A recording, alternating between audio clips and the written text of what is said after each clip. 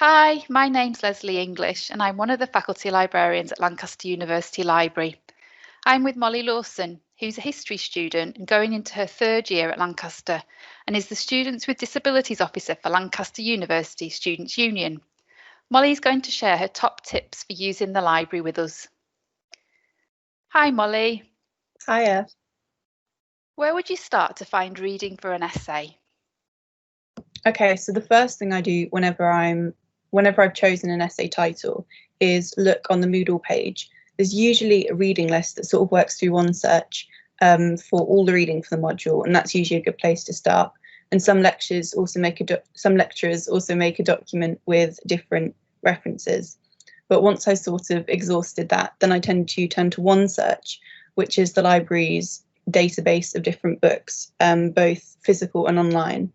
And basically just put in keywords from the essay question and try and find resources through that. And then I'd say the final stage is definitely when you're reading through different articles and books, they tend to reference other things quite a lot, whether it's in the text or actually in the references at the end.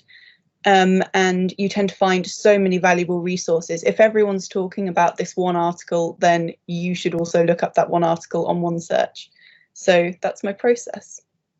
Thanks, Molly. There's some really good tips there. So you've talked about finding information.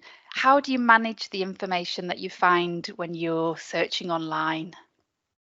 I definitely struggled with this in first year. You can pin things on OneSearch, and I was pinning everything I found, and it ended up being completely useless. But in the pin feature, there is a tagging system, so you could tag things as Hist 100 essay, and then find everything from that essay there, and also unpin it when you're finished with it, which was a step I often forgot. So if you put it into these different tags, which are sort of like folders, then that tends to be very useful. I also put things in a Word document and tick them off or cross them out when I've actually done them, so I can remember where I am. Thanks. I like the pin option in OneSearch too. It is really useful.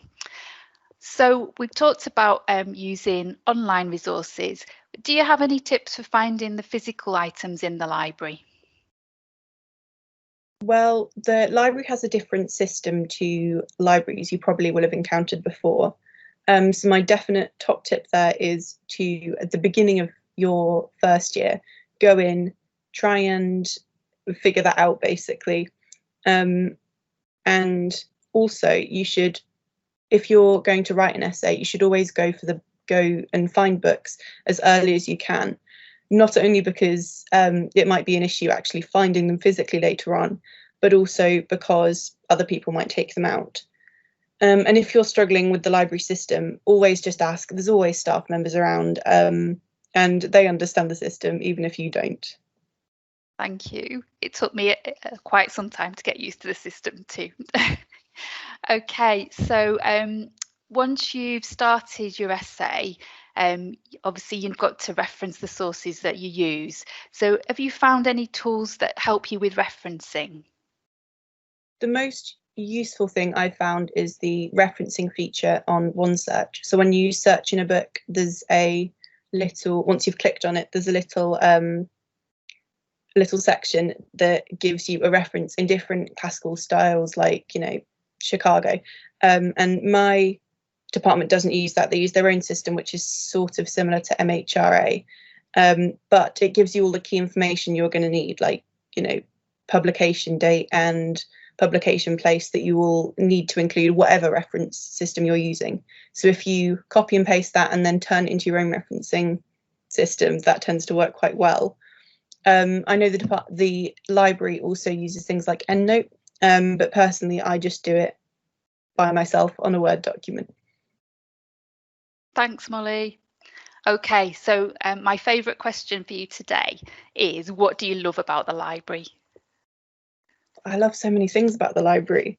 Personally, my favourite thing is the reading room. It's just beautiful and it's a lovely place to work. And I also think the more you separate your work from your normal life, if you can use the desk in halls and in current times, I think you'd probably be advised to.